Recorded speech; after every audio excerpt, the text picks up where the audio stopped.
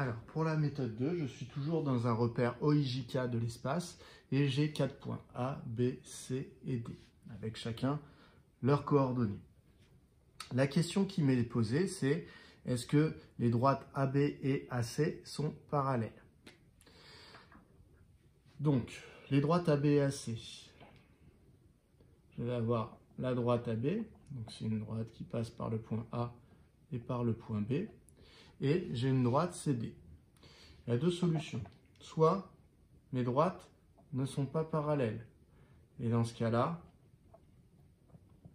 mes vecteurs AB et CD ne sont pas collinéaires. CD ne vaut pas K fois AB, puisqu'ils n'ont pas la même direction. Soit je me retrouve avec des droites parallèles, et dans ce cas-là, je vais avoir CD. Alors, CD peuvent être comme ça, par exemple. Je vais essayer de ne pas prendre. Et dans ce cas-là, je vais avoir le vecteur AB qui va être collinéaire au vecteur CD. Alors, CD peut très bien avoir un sens différent. Le point D pourrait tout à fait ne pas être là et se situer ici. Et donc, on aurait le vecteur CD dans ce sens-là. Dans ce cas-là, AB et CD sont toujours collinéaires et mes droites sont parallèles. Donc, en fait, c'est une équivalence. AB et CD sont collinéaires.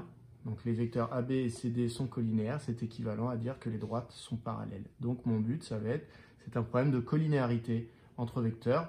Et donc, ça va être de prouver que AB et CD sont collinéaires ou non. S'ils sont collinéaires, je pourrais dire que mes droites sont parallèles. S'ils ne sont pas collinéaires, je dirais que mes droites ne sont pas parallèles. Donc, je vais avoir besoin des coordonnées du vecteur AB ainsi que du vecteur CD. Donc, je vais calculer les coordonnées du vecteur AB. Alors, le vecteur AB, ses coordonnées, alors ce sont les mêmes que dans la méthode 1, mais bon, je vais refaire si vous n'avez pas regardé la méthode 1. C'est coordonnées du deuxième point, point B, donc 4, 6, 7. À qui je retire les coordonnées du point A, 2, moins 4, 3. Donc, le vecteur AB a en fait comme coordonnées 4 moins 2, 2. 6 moins 4, donc 6 plus 4, 10. 7 moins 3, 4. Le vecteur CD, puisque je vais en avoir besoin aussi. Le vecteur CD a pour coordonnées du point D moins coordonnées du point C. Coordonnées du point D, ce sont moins 7, moins 22, moins 7. Je retire les coordonnées du point C, moins 1, 8, 5. Donc, le vecteur CD, cela me donne pour les coordonnées moins 7 plus 1, puisque moins 1 donne plus 1, donc moins 6, moins 22 moins 8, moins 30, moins 7 moins 5, moins 12. De deux choses l'une, soit je suis capable tout de suite de trouver le coefficient de collinéarité entre mes deux vecteurs. Encore une fois, dans cet exemple, il est simple. Dans ce cas-là, je peux directement l'exhiber, le montrer. Par exemple, ici, je peux m'apercevoir que le vecteur AB, si je multiplie chacune de ses coordonnées par moins 3, je retrouve les coordonnées du vecteur CD. Donc, première méthode, je vois directement ça. Dans ce cas-là, je peux dire, donc, le vecteur CD est égal à moins 3 fois le vecteur AB.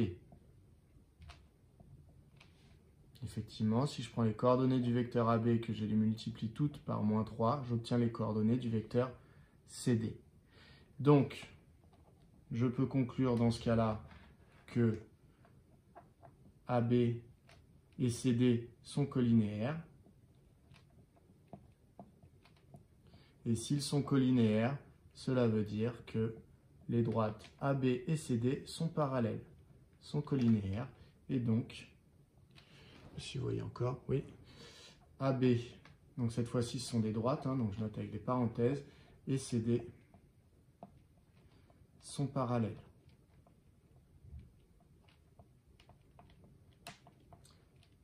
Donc ça, c'est la version, si jamais je suis capable de lire tout seul le coefficient de collinéarité. Si je ne suis pas capable de le lire, je fais la méthode qui fonctionne tout le temps, méthode générique. Donc, ça va être quoi cette méthode? Eh bien, ça va être d'écrire un système et de dire que CD vaut K fois AB, CD égale K fois AB,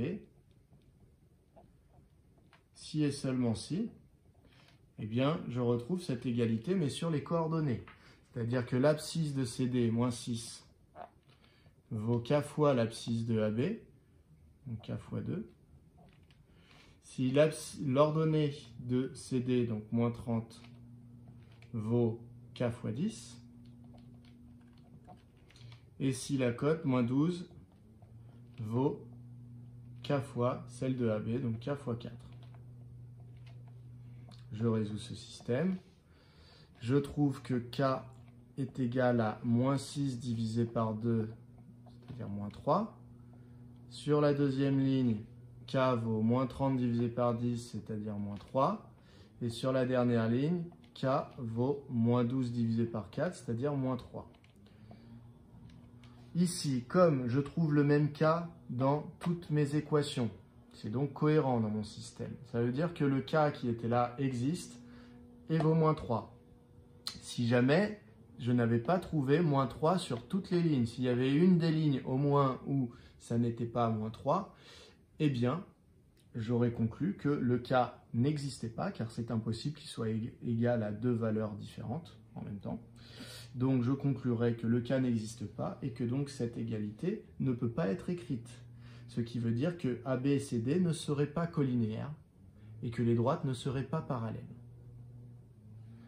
Dans le cas présent, K existe et vaut moins 3. Je peux donc conclure que CD vaut moins 3 fois AB. Et je peux donc conclure que CD et AB sont des vecteurs collinéaires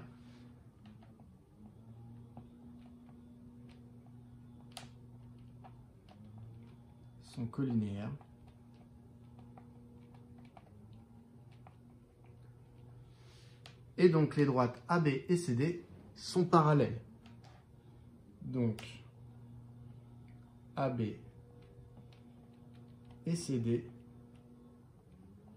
sont parallèles.